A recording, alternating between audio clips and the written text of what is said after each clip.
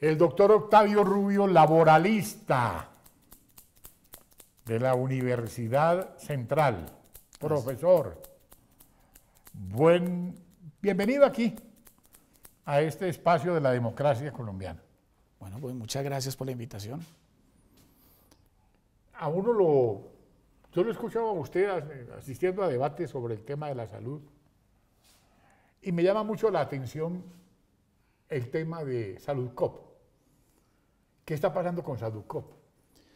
Bueno, yo creo que aquí hay un tema que es sin duda una de las grandes problemáticas que tiene el sistema de salud y fue cómo llegó a lo que hoy se encuentra el proceso de Saludcop. Sí. Ya casi 7 años del inicio de un proceso de intervención por parte del gobierno nacional, donde los trabajadores organizados en sus organizaciones sindicales lo advirtieron desde el primer momento. Se lo dijeron al presidente Santos, se lo dijeron al señor ministro de Salud, al doctor Gaviria, se lo dijeron a los superintendentes de salud que pasaron por allí, que eso era un riesgo lo que estaban haciendo Gaviria, con el proceso. Dígame el nombre completo porque hay mucho Gaviria metido en política. El señor ministro de Salud. Sí. Alejandro Gaviria. Alejandro Gaviria, uno que fue columnista del Espectador. Sí, sí, que inclusive tuvo la particular situación de que durante su mandato como ministro sufrió de cáncer y tuvo que ser tratado en ese proceso de ser ministro y bueno, pues no creo que haya sufrido las inclemencias que sufren los enfermos de cáncer del Sistema General de Salud en Colombia, pero digamos que fue un tema bastante particular. Pues yo tengo una anécdota de ese ministro que para nadie es extraña. ¿Cómo le parece que el papá de él, que fue gerente de empresas públicas de Medellín,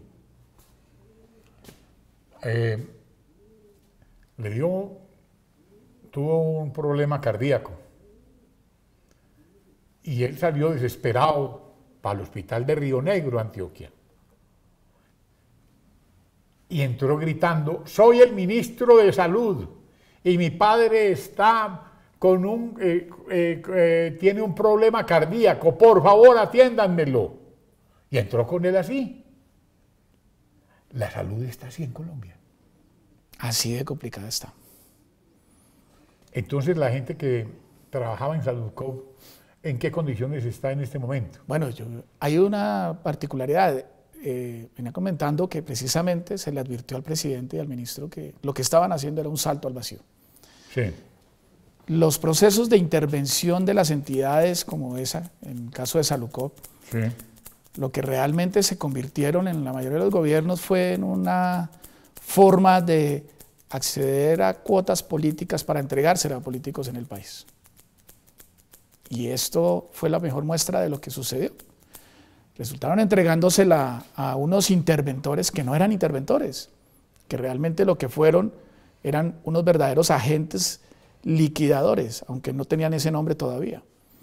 Y que lo que buscaron fue que una entidad que tenía cerca de poco más de 7 millones de usuarios en todo el país en ese momento, que tenía un patrimonio muy importante, que daba las mejores garantías en materia de prestación de salud a la gente en todo el país, inclusive en territorios donde no había presencia activa o eficiente del Estado, pues terminaran en una condición totalmente deplorable. 33.000 trabajadores, hablando solamente de los directos, que habían alrededor de la cooperativa Saludcop y una serie de empresas que estaban alrededor de ella, cerca de 60 empresas que estaban en un proceso de integración vertical que era muy discutido y que, como se le planteó también al gobierno, si hay algo que hacer o que acusar a una persona, que lo hagan de forma individual.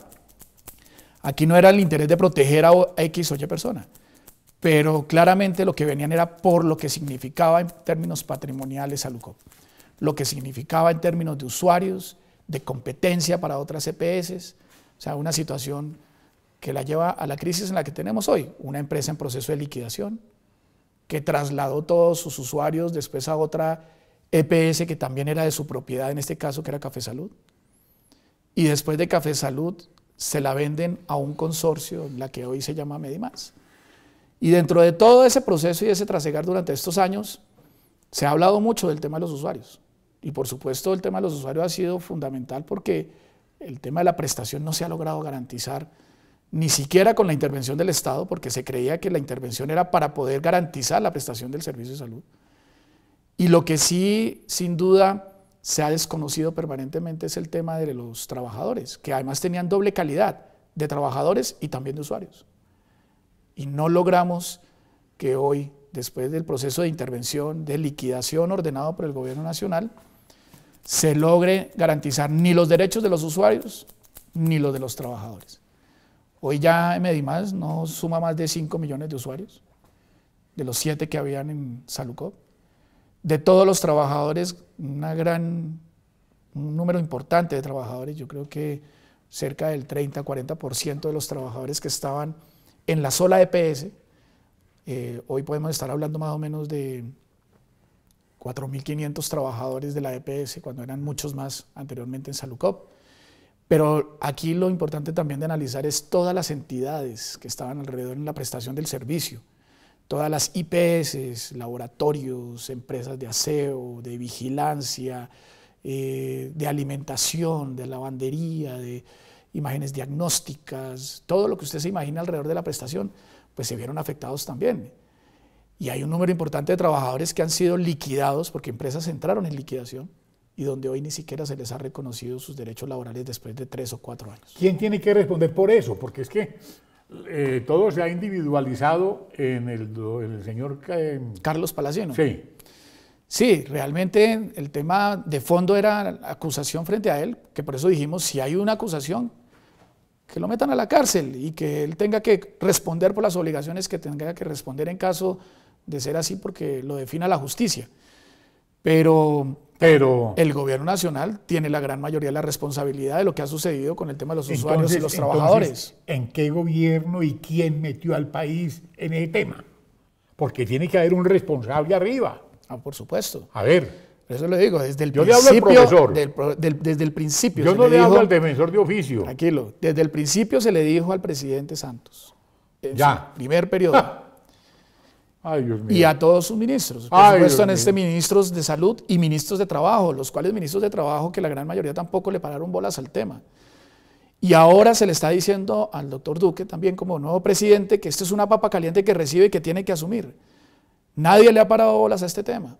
Y esto es un tema de Estado, o sea, el responsable es un gobierno, pero es un tema institucional del Estado. Y tiene que asumirlo el gobierno actual. Hemos venido hablando con... Pero tiene que asumirlo el gobierno actual sabiendo que el responsable de esto había sido Santos prácticamente, ¿o qué? Pues claro, tiene que asumirlo porque para eso es el presidente de la República también. Ah, ya. Ahora hay que buscarle la salida. Entonces, Julio Roberto Gómez, ¿qué dice todo esto? Porque yo sé que ese es un gran dirigente sindical. Sí, por supuesto, eso es lo que se ha planteado. Y se ha buscado que con la nueva ministra de Trabajo, la doctora Alicia Arango, ¿sí? El señor viceministro de Relaciones Laborales, que ha sido una persona muy comprometida hasta el momento con este proceso, el doctor Carlos Baena. Sí. Carlos Baena es un hombre transparente, un hombre eminente, un verdadero servidor del Estado. Es un personaje extraordinario. Pues tenemos que decir por lo menos que de nuestra parte, como en todo lo que hemos logrado avanzar con el proceso de los trabajadores de Salucop recientemente, el doctor Baena se la ha jugado por lograr avanzar en unas mesas de trabajo que no se habían logrado en gobiernos anteriores. Qué bonito. Ni siquiera en administraciones del Ministerio de Trabajo. Ha hecho un trabajo sin duda muy especial que hay que reconocerlo en este momento. Es que son unas cosas que es bueno que el país sepa. Así es. Quién se ha preocupado y quién se ha despreocupado también. Así es. Y este tema hoy pues se está volviendo también un asunto político. Estamos entrando en un proceso electoral. Entonces, esta papa caliente, ¿cómo la van a manejar? Porque es que se hacen diagnósticos. ¿Y qué? A ver, entonces, ¿cómo vamos a darle solución al tema? Pues mire, ahorita el problema de fondo está en recursos. Pero si dejaron la olla raspada, mejor dicho, pues, no hay olla, se llevaron hasta la olla. A ver, yo creo que aquí hay una corresponsabilidad y desafortunadamente en el modelo que tenemos del sistema de salud, nosotros quisiéramos que el sistema de salud no se hablara de negocios, como hoy se están viendo, pero bueno, así nos encontramos en este momento en el modelo. Y por eso las EPS, la gran mayoría del sector privado, ven de todas maneras al usuario como un número más dentro del proceso del negocio de la salud. Sí. ¿Qué es lo que requiere en este momento el sistema? Necesita recursos. Y estos recursos pueden venir de dos caminos hoy. Uno, lo hemos planteado con toda claridad, el propio gobierno tendría que meterse la mano al drill y decir, yo asumo la responsabilidad ¿Y de dónde, si inyectar no hay recursos. plata? Y esa es la excusa perfecta precisamente con la que siempre nos responden, nos dicen, no hay recursos. Finalizando el año pasado estábamos en una discusión de una reforma, una ley de financiamiento, donde claramente estaba demostrado que los recursos del Estado están muy aminorados y eso, digamos que no se vuelve una propuesta viable. Pero yo les planteo una idea. En algún momento, hace unos años atrás, el gobierno nacional de turno en ese momento expidió una ley en la cual se buscaba por medio de un impuesto salvar el sistema financiero. Y ahí fue donde apareció el famoso 2 por mil inicialmente. Luego 3 por mil y luego 4 por mil. Después se convirtió en el 3 y en el 4 por mil y que ya después de volverse algo temporal, como la mayoría de los impuestos, se volvió permanente. Bueno, ¿y por qué no pensar en una propuesta donde se genere unos recursos para salvar el sistema de salud? ¿O es que resulta siendo más importante el sistema financiero que el sistema de salud? Pero bueno, digamos que no hay posibilidad en este momento ni las condiciones económicas y políticas para hacerlo. El camino que queda es la inversión privada, que permitan que inversionistas privados puedan ingresar con recursos, claro, eso sí, demostrando primero de dónde vienen esos recursos, la idoneidad de esos recursos y que tengan la experiencia y la capacidad para manejar una entidad como la que hoy, por ejemplo, significa Medimás o su red de prestadores de servicios que es ESIMED. Medimás, ¿qué ha hecho? Porque es que ahí me dicen que esa solución tampoco sirvió. No, y en efecto hoy la muestra de que está en proceso de venta, o bueno, que estaba en proceso de venta y en búsqueda de un cliente, es que en efecto quienes compraron no tuvieron la posibilidad de sacarla adelante como se lo habían propuesto. Y todo porque realmente desde el mismo ejercicio del proceso de venta tuvo grandes dificultades. ¿Quién compra una quiebra? Dígame usted. Algunos consideraron que quienes compraron estaban comprando era para poder hacer un cruce de cuentas con las propias deudas que tenía la liquidación de Salucop. Es decir, a mí me deben una plata la liquidación de Salucop, yo entro en este negocio y transo parte del negocio con las deudas que me tiene la liquidadora, y esa es una de las formas en la que posiblemente hicieron el proceso de transacción de la venta. Ahora, se supone que deberían haber recursos, pero esta es una sociedad donde hay bastantes actores que han estado involucrados en el sector salud y que, pues yo creo que varios de ellos, si no la mayoría, están desinteresados en esto como un negocio y no como un desarrollo de un derecho a la salud. Y ahí hay unas dificultades realmente hoy para saber si logramos o no que esto funcione. Por eso, en medio de todo, el proceso de venta no es un tema descabellado, pero recientemente, por una orden que salió del Tribunal de Cundinamarca, de una solicitud que hizo el doctor Jorge Enrique Robledo, solicitó una medida cautelar respecto a un proceso de una acción de grupo que viene llevando contra el proceso de venta de Salucop, en su momento a Café Salud y de Café Salud a Medimás. Acción que ellos la pusieron fue para garantizar los derechos de los usuarios, pero repito, nunca se ha tenido en cuenta el tema de los derechos de los trabajadores. Y cada vez que se da un ejercicio de estos, pues lo que se ha venido afectando gravemente es a estas familias. Trabajadores que se han quedado sin empleo, gran número de ellas, por ejemplo, de servicios generales, de servicios de restaurante, alimentación, madres cabeza de hogar, en edades donde ya no es fácil conseguir empleo en el mercado laboral colombiano, con enfermedades profesionales, con pérdida de capacidad laboral, es decir, una serie de circunstancias alrededor que nadie ha tenido en cuenta porque desafortunadamente la forma como se ha politizado la discusión sobre el tema de la venta no ha permitido sino hablar de lo que ha venido pasando con Medimás. Y bueno, no es por defender a Medimás, pero yo sí creo que habría que ponerle también igual ojo a otras EPS en el país, que están en igualdad o en peores condiciones de lo que está hoy Medimás, en materia de prestación de servicios, en redes de prestación, en PQRs, es decir, todo el tema de quejas, reclamos, tutelas. Eso claramente demuestra que Aquí pareciera que ahí es un proceso para ver cómo se le quita realmente lo que venía desarrollándose como un proceso de intervención y liquidación, todos estos usuarios para repartirlos dentro del sistema en otras EPS, es decir, barajar de nuevo y repartir. Creo que hay un tema muy grave que no ha permitido que este proceso de intervención funcione como deberían funcionar. Y una denuncia que nosotros hicimos también desde el principio, las intervenciones en el sistema de salud de las entidades del sistema de salud se volvieron un cartel. La persona que nombran para la intervención ya tiene montado el negocio para todo lo que significa el proceso de intervención y liquidación. Saben que el tema de la liquidación de una empresa de manera forzosa, además en el caso del sector salud, por ejemplo, por la superintendencia, implica unas obligaciones del manejo y la administración de la liquidación por lo menos por 5 años, del manejo del archivo de la información, el manejo de los remanentes, todo lo que significa la información que queda de ese proceso de liquidación. Y al final, si bien quedan algunos recursos para responder a los trabajadores, no quedan para pagar obligaciones que también redundan en trabajadores. Es decir, cuando no se le paga a una IPS, ¿quiénes son los primeros en sufrir? Los trabajadores de esa IPS, que ya tuvieron un desfalco por la primera liquidación de Saludcop, ya perdieron los recursos en el proceso del cambio a Cafesalud, donde se quedaron atrapados una serie de recursos de todas estas empresas en Cafesalud, y ahora lo que les toca con Medimás. Es una situación muy grave realmente lo que viene sucediendo. Bueno, doctor, de todas maneras, yo veo que la salud en Colombia está en cuidados intensivos, que no tenemos manera, por lo que usted me ha contado, de salir adelante porque no hay recursos. Entonces ¿qué solución queda? La solución estaba avanzándose, como lo dije. Una es la responsabilidad del Estado. Antes de que se vendiera Cafesalud, cuando se hizo la transferencia de los usuarios de Saludcop a Cafesalud, sí, el Ministerio de Salud tuvo la capacidad de inyectarle recursos a esta entidad por medio de una figura que se llamaron los BOCAS.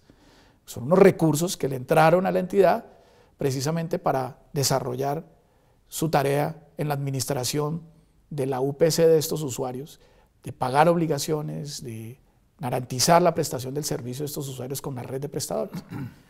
Pero hoy tenemos, por ejemplo, una red de prestadores, la principal red de prestadores de Saludcop en su momento, que hoy está en una entidad que se llama ESIMED, que es donde están cerca de 7.000 trabajadores hoy, que son todos los que saben hacer y prestar el servicio de salud, son los que atendían a los usuarios.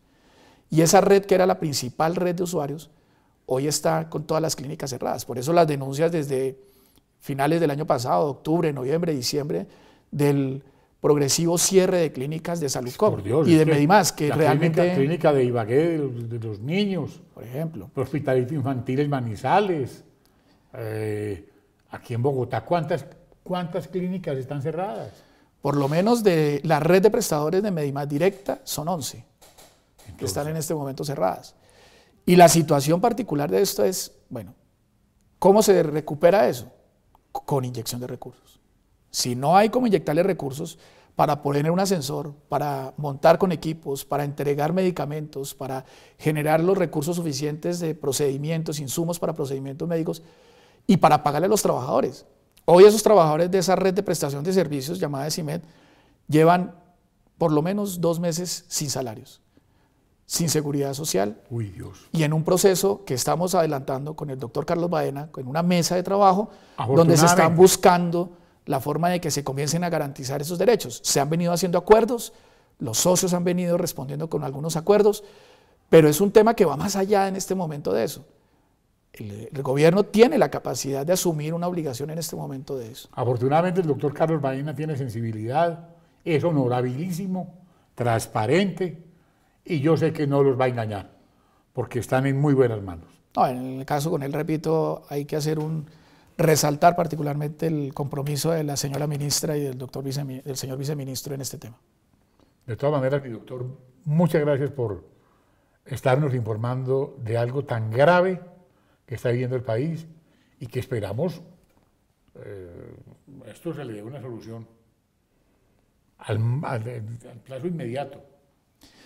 Pues eso es lo que esperamos, porque en la medida en que no haya una solución clara en este momento frente al tema de la situación de estos trabajadores, eso también va a redundar en un impacto negativo en el tema de las cifras de ¿Usted dónde desempleo del estudió? país. Yo acá en Bogotá, de la Universidad Central, Sí, perdón, de la Universidad Autónoma, mi pregrado de la Universidad Autónoma sí, y mis posgrados de la Universidad del Rosario. qué bien. ¿Sí?